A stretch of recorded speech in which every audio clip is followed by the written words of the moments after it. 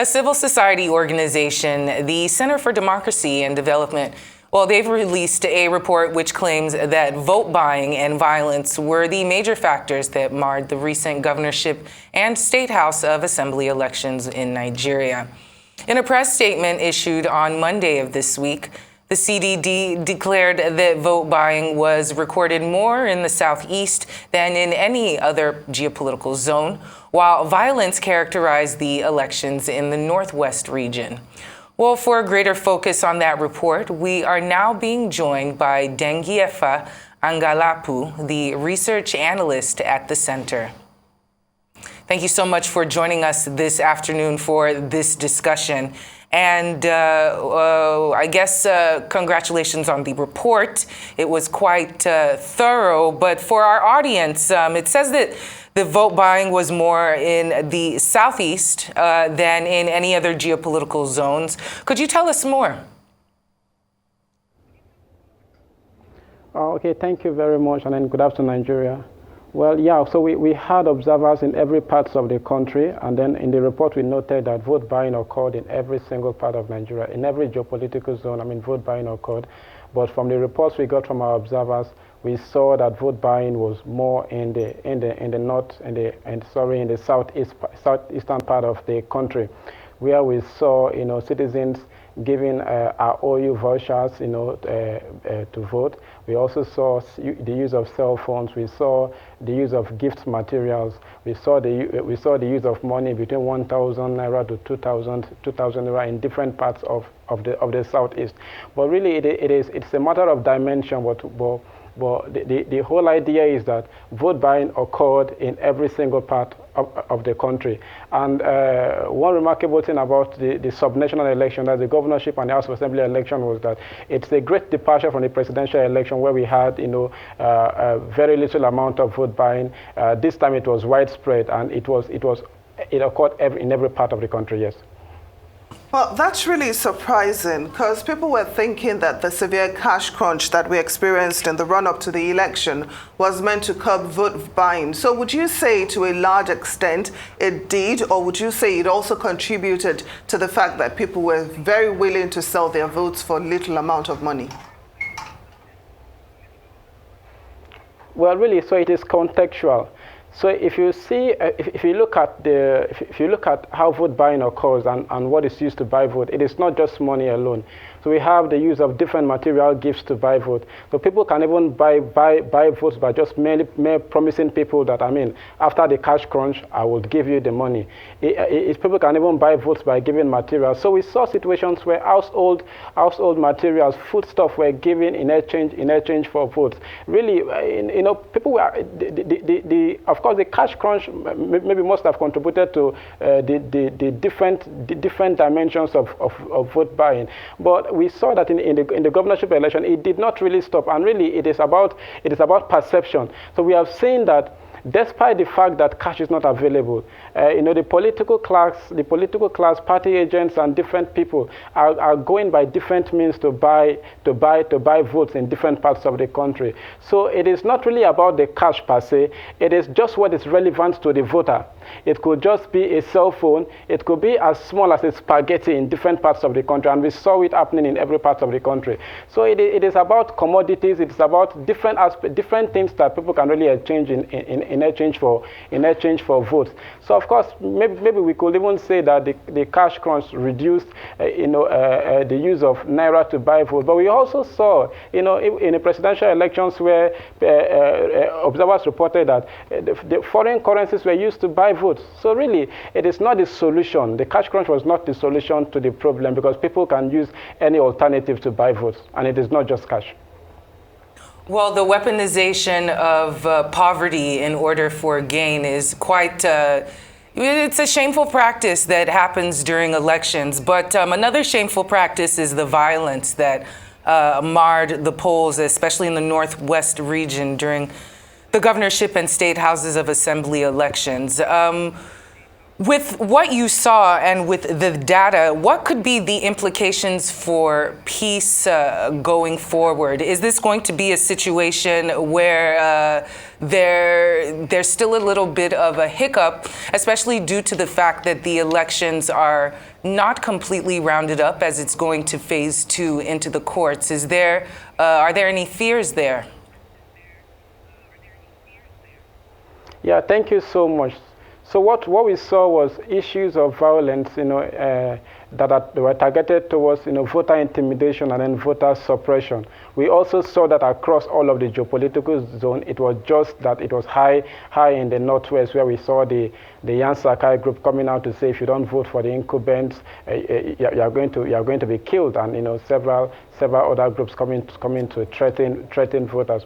But yeah, there are severe implications, because it is one thing to renegotiate the outcome of an election; it's another thing to renegotiate the peace in a country. So I mean, both are quite important. But it is one thing, like I would say, to renegotiate an election. It's another thing to renegotiate the peace, and it is something that we see as being very worrisome. With the introduction of technology into our electoral system, people are now, it seems that it's not even increasing violence in elections, because since people cannot no longer do overvoting, stuffing of the ballot box in places where, they are in their strongholds, they are now going to the strongholds of the opponents, to either destroy the beavers, to destroy the voting process in places that they think that, that they will not win. And it is something that, that we think the security agencies should step up to and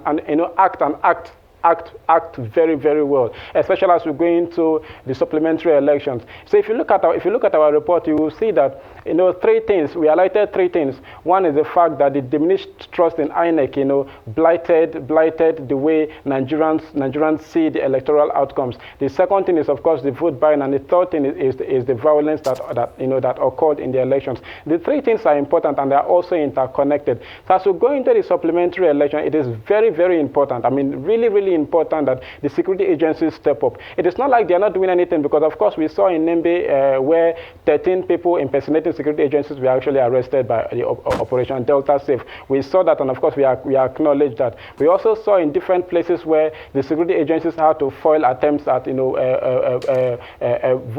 ballot box snatching. We saw that, but they need to step up, especially because 8% of our observers revealed that in the places that they observed, there was no single security agent. There was no single security personnel, and that for us is worrying. In a country where, that is as fragile as Nigeria, you have elections going on in places where 8% of observers will say there is no security agents. As we go into the supplementary elections, we think the security agencies, they have to step up, really. They have to step up, because when you look at institutions, while you blame INEC for the things that concern logistics, deployment of ad hoc staff, and the workability of the beavers and uploading to the RF portal, you cannot blame them really for security. The security agencies have to take that blame. So they need to step up, because people will feel confident in an election that they are safe.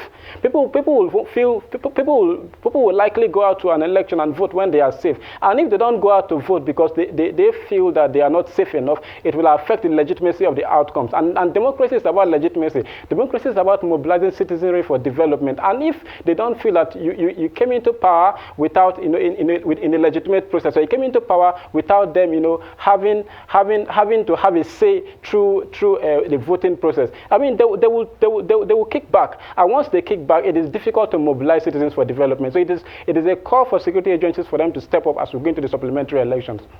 Now, a number of aggrieved politicians and political parties have gone to the election tribunal to try to reclaim their mandate, which they claim was stolen. Now, with what you witnessed during the election, how easy, or should I say how difficult, would it be for these parties to prove their case, or cases as it might be? And are you optimistic that the Nigerian judiciary will rise up to the occasion and ensure that justice is served? Yeah, very, very important questions. I mean, so right now Nigerians are looking at the judiciary. So all eyes are actually on the judiciary now. For many Nigerians, all hope is not lost, really. So they want to see how the judiciary will interpret the process and interpret the process in a way that's relatable to Nigerians, not some way that Nigerians will feel, I mean, we don't understand how the judgment came. A judgment that's relatable to Nigerians, the facts and figures that are relatable to Nigerians. And really that is really, really important because many Nigerians have lost trust in the judiciary. And then rightly so, because you see it's very conflicting judgments coming up from from the court. I mean they have their processes, but I mean I think really we cannot run away from the fact that the judiciary is an important institution of democracy. The plea for them really is for them to do the right thing, and then adjudicate those cases in a manner that is free, that is fair, that is credible, that Nigerians could say, okay, fine. Although we had doubts in the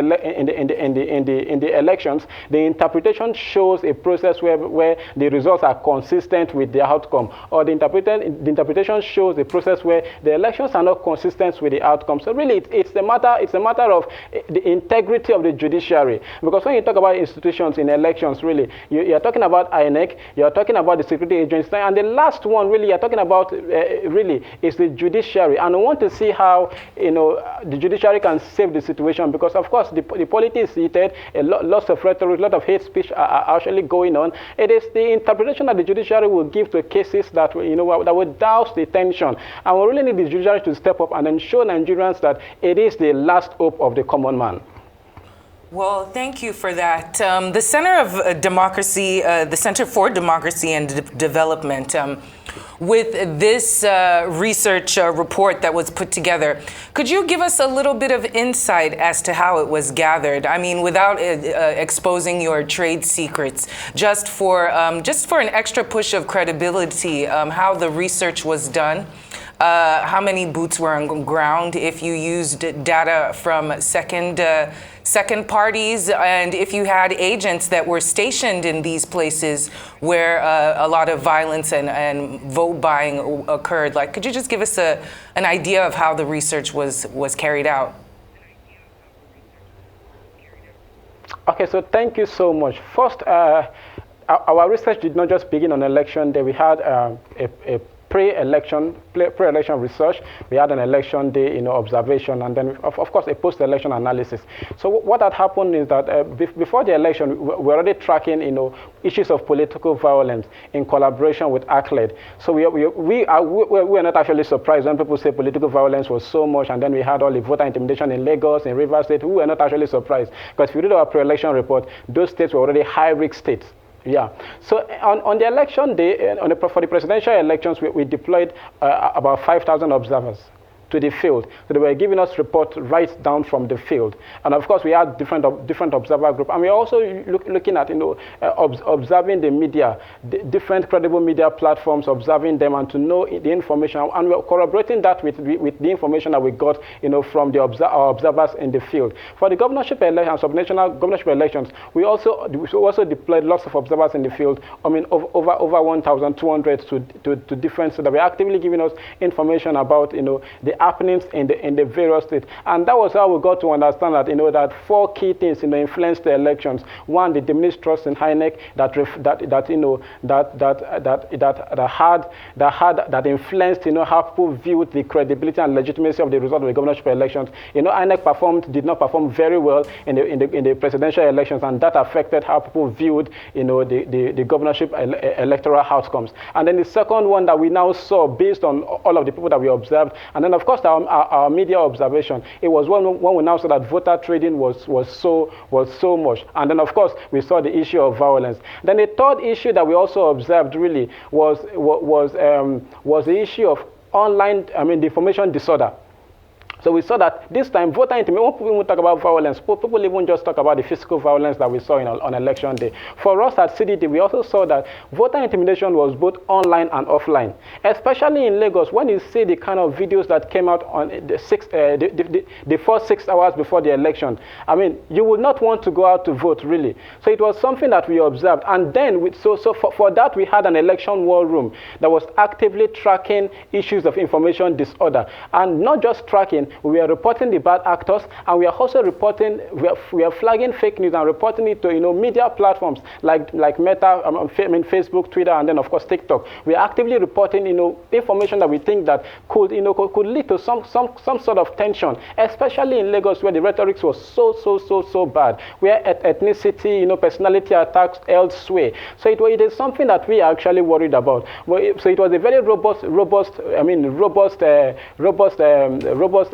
methodology that we actually used. And of course, election day we had experts in our election analysis center drawn from different fields, drawn from different aspects of life, journalism, to the academia, different groups that actually came and then brought their experience to bear. So they were able to compare not just the elections in Nigeria, but also to compare the outcomes of elections in Nigeria, and of course in Kenya and several other countries that have conducted elections recently. So really it was a robust methodology, deploying people in the field, looking at media reports, and of course looking at secondary data also. Well, thank you very much for that. So as we move into the supplementary election, how can we strengthen our electoral body, that's INEC, to perform optimally and without bias? You've already said security forces must step up their game, but what about INEC officials who have been accused of colluding with some party officials to manipulate results? How do we prevent a repeat? Yeah, for us at CDD, we are actually very, very worried. The thing about INEC is that an individual will live one day, but INEC as an election management body, we don't even know how the trust in INEC will be brought back. And really, for me, is that when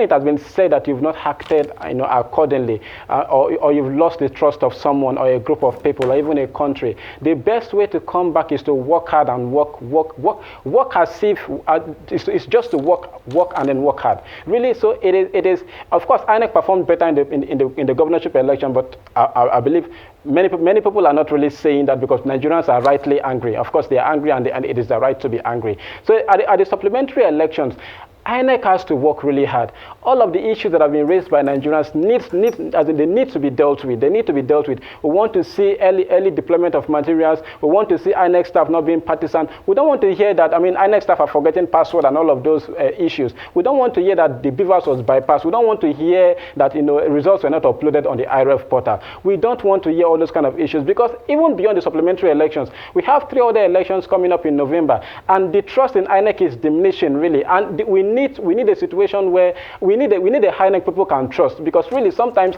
it is not really about even how perfect the system is. It is about the trust in election management body, and that could just be everything. So really, for me, the trust that INEC lost during this election is a big deal, and INEC has to fight to get it back. And in terms of the elections and the research that has been done by the society, were these elections more violent than previous ones?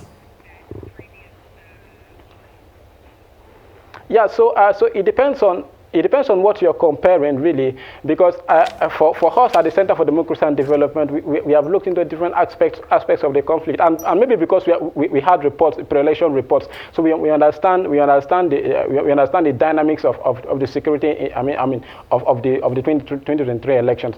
So if you look at it, it's interesting to note that unlike different elections, you see that the non-state violent actors like the Boko Haram, the ISWAP, bandits, IPOB, did not attack as much. We were so afraid that those would be, the actors that will cause a lot of trouble in the elections. What we saw was actually political violence, and that for us is troubling. So for us, I think really that,